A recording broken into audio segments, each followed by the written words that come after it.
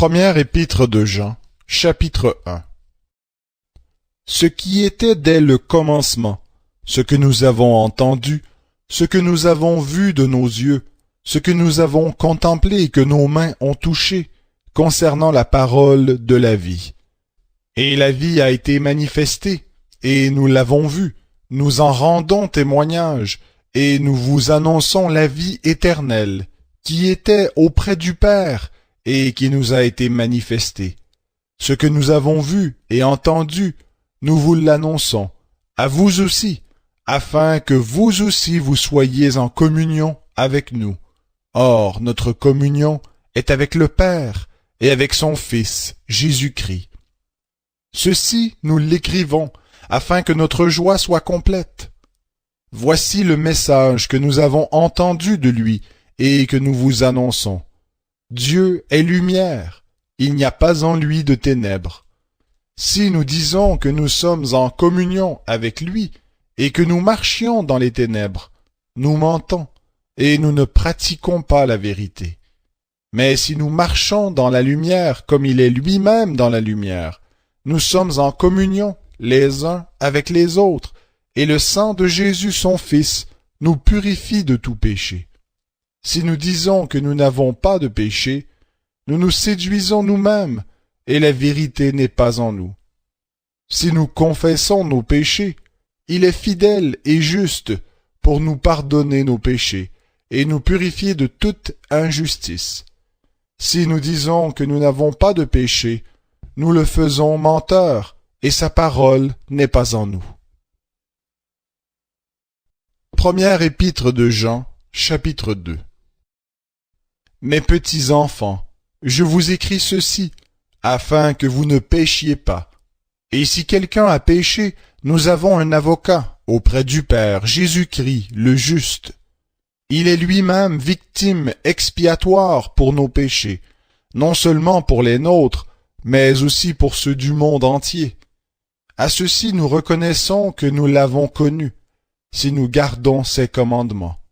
Celui qui dit « Je l'ai connu » et qui ne garde pas ses commandements est un menteur, et la vérité n'est pas en lui.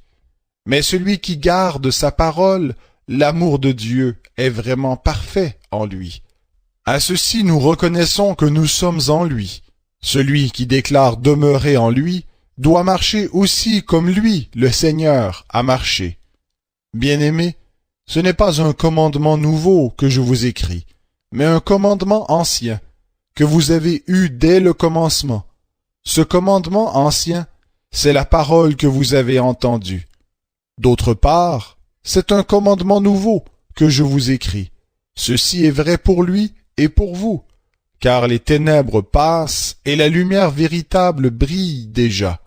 Celui qui prétend être dans la lumière tout en haïssant son frère est encore dans les ténèbres. Celui qui aime son frère demeure dans la lumière et ne risque pas de tomber. Mais celui qui a de la haine pour son frère est dans les ténèbres. Il marche dans les ténèbres et il ne sait où il va, parce que les ténèbres ont rendu ses yeux aveugles. Je vous écris, petits enfants, parce que vos péchés vous sont pardonnés à cause de son nom. Je vous écris, Père, parce que vous avez connu celui qui est dès le commencement. Je vous écris, jeunes gens, parce que vous avez vaincu le malin. Je vous ai écrit, jeunes enfants, parce que vous avez connu le Père. Je vous ai écrit, Père, parce que vous avez connu celui qui est dès le commencement. Je vous ai écrit, jeunes gens, parce que vous êtes forts, que la parole de Dieu demeure en vous et que vous avez vaincu le malin. N'aimez pas le monde, ni ce qui est dans le monde. Si quelqu'un aime le monde, l'amour du Père n'est pas en lui. Car tout ce qui est dans le monde, la convoitise de la chair, la convoitise des yeux et l'orgueil de la vie, ne vient pas du Père, mais vient du monde. Et le monde passe, et sa convoitise aussi, mais celui qui fait la volonté de Dieu demeure éternellement. Jeunes enfants, c'est l'heure dernière. Comme vous avez entendu qu'un antichrist venait, voici qu'il y a maintenant plusieurs antichrists. Par là, nous reconnaissons que c'est l'heure dernière. Ils sont sortis de chez nous, mais ils n'étaient pas des nôtres, car s'ils avaient été des nôtres, ils seraient demeurés avec nous. Mais de la sorte, il est manifeste que tous ne sont pas des nôtres. Vous-même, vous avez une onction de la part de celui qui est saint, et tous, vous avez la connaissance. Je vous ai écrit, non parce que vous ne savez pas la vérité, mais parce que vous la savez, et parce qu'aucun mensonge ne vient de la vérité. Qui est le menteur, sinon celui qui nie que Jésus est le Christ? Celui-là est l'Antichrist, qui nie le Père et le Fils. Quiconque nie le Fils n'a pas non plus le Père. Celui qui confesse le Fils a aussi le Père. Pour vous, ce que vous avez entendu dès le commencement doit demeurer en vous. Si ce que vous avez entendu dès le commencement demeure en vous, vous demeurez vous aussi dans le Fils et dans le Père. Et voici la promesse qu'il nous a faite, la vie éternelle. Je vous ai écrit ceci au sujet de ceux qui vous séduisent. Pour vous, l'onction que vous avez reçue de lui demeure en vous, et vous n'avez pas besoin qu'on vous enseigne. Mais comme son onction vous enseigne toute chose, qu'elle est véritable et qu'elle n'est pas un mensonge, demeurez en lui comme elle vous l'a enseigné. Et maintenant, petits enfants, demeurez en lui, afin qu'au moment où il sera manifesté, nous ayons de l'assurance et qu'à son avènement, nous n'ayons pas honte devant lui. Si vous savez qu'il est juste, reconnaissez que quiconque pratique la justice est né de lui. Première épître de Jean, chapitre 3. Voyez quel amour le Père nous a donné, puisque nous sommes appelés enfants de Dieu. Et nous le sommes. Voici pourquoi le monde ne nous connaît pas, c'est qu'il ne l'a pas connu. Bien-aimés, nous sommes maintenant enfants de Dieu, et ce que nous serons n'a pas encore été manifesté. Mais nous savons que lorsqu'il sera manifesté, nous serons semblables à lui, parce que nous le verrons tel qu'il est. Quiconque a cette espérance en lui se purifie, comme lui le Seigneur est pur. Quiconque commet le péché commet aussi une violation de la loi, et le péché, c'est la violation de la loi. Or, vous le savez, lui le Seigneur est apparu pour ôter les péchés, et il n'y a pas de péché en lui. Quiconque demeure en lui ne pêche pas. Quiconque pêche ne l'a pas vu et ne l'a pas connu. Petits enfants, que personne ne vous séduise. Celui qui pratique la justice est juste, comme lui, le Seigneur, est juste. Celui qui commet le péché est du diable, car le diable pêche dès le commencement. Le Fils de Dieu est apparu afin de détruire les œuvres du diable. Quiconque est né de Dieu ne commet pas le péché, parce que la semence de Dieu demeure en lui, et il ne peut pécher, puisqu'il est né de Dieu. C'est par là que se manifestent les enfants de Dieu et les enfants du diable. Quiconque ne pratique pas la justice n'est pas de Dieu, non plus que celui qui n'aime pas son frère. Voici le message que vous avez entendu dès le commencement. Aimons-nous les uns les autres. Ne faisons pas comme Caïn, qui était du malin et qui égorgea son frère. Et pourquoi l'égorgea-t-il? Parce que ses œuvres étaient mauvaises et que celles de son frère étaient justes. Ne vous étonnez pas, frères, si le monde a de la haine pour vous. Nous savons que nous sommes passés de la mort à la vie, parce que nous aimons les frères. Celui qui n'aime pas demeure dans la mort. Quiconque a de la haine pour son frère est un meurtrier, et vous savez qu'aucun meurtrier n'a la vie éternelle demeurant en lui. À ceci, nous avons connu l'amour, c'est qu'il a donné sa vie pour nous. Nous aussi, nous devons donner notre vie pour les frères. Si quelqu'un possède les biens du monde, qu'il voit son frère dans le besoin, et qu'il lui ferme son cœur, comment l'amour de Dieu demeurera-t-il en lui? Petits enfants, n'aimons pas en parole, ni avec la langue, mais en action et en vérité. Par là, nous connaîtrons que nous sommes de la vérité, et nous apaiserons notre cœur devant lui. De quelque manière que notre cœur nous condamne, Dieu est plus grand que notre cœur et connaît tout. Bien-aimés, si notre cœur ne nous condamne pas, nous avons de l'assurance devant Dieu. Quoi que ce soit que nous demandions, nous le recevons de lui, parce que nous gardons ses commandements, et que nous faisons ce qui lui est agréable. Et voici son commandement, que nous croyions au nom de son Fils Jésus-Christ, et que nous nous aimions les uns les autres selon le commandement qu'il nous a donné. Celui qui garde ses commandements demeure en Dieu, et Dieu en lui. Et nous reconnaissons à ceci qu'il demeure en nous par l'Esprit qu'il nous a donné. Première épître de Jean, chapitre 4. Bien-aimés, ne vous fiez pas à tout esprit, mais éprouvez les esprits, pour savoir s'ils sont de Dieu. Car plusieurs faux prophètes sont venus dans le monde. Reconnaissez à ceci l'Esprit de Dieu. Tout esprit qui confesse Jésus-Christ venu en chair est de Dieu. Et tout esprit qui ne confesse pas Jésus n'est pas de Dieu. C'est celui de l'Antichrist, dont vous avez appris qu'il vient, et qui maintenant est déjà dans le monde. Vous, petits enfants, vous êtes de Dieu, et vous avez vaincu les faux prophètes, car celui qui est en vous est plus grand que celui qui est dans le monde.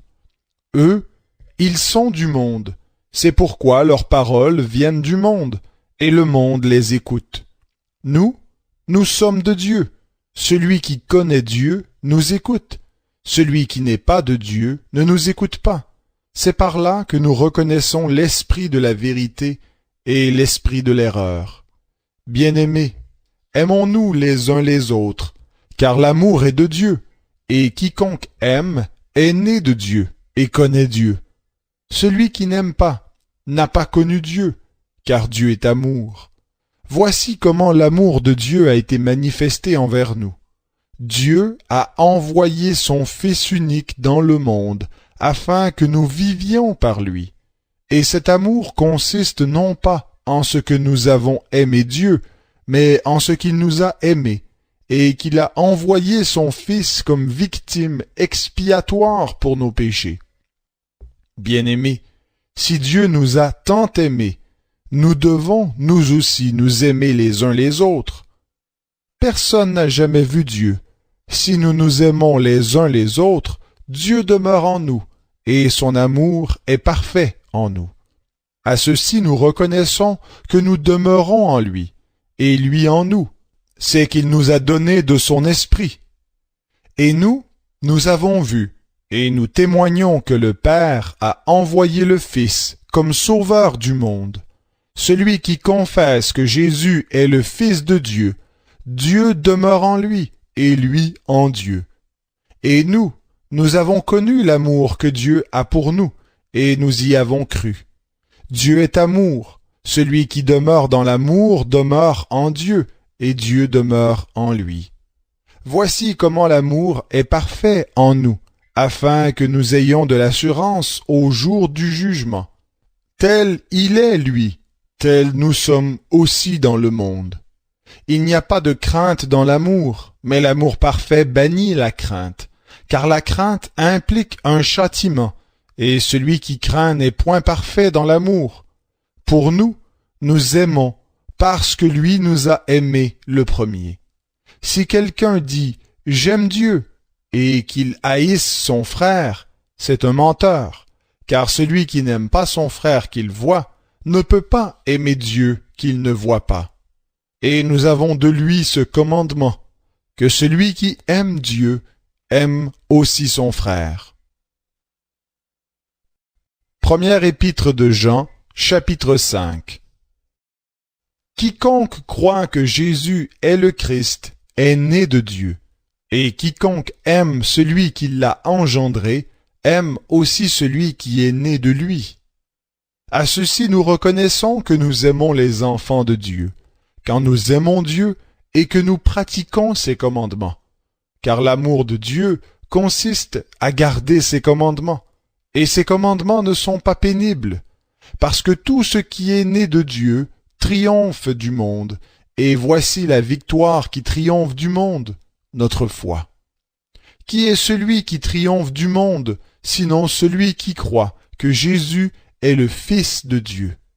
C'est lui, Jésus-Christ, qui est venu avec de l'eau et du sang, non avec de l'eau seulement, mais avec l'eau et avec le sang. Et c'est l'Esprit qui rend témoignage, parce que l'Esprit est la vérité. Car il y en a trois qui rendent témoignage dans le ciel, le Père, la Parole et l'Esprit Saint, et ces trois sont un.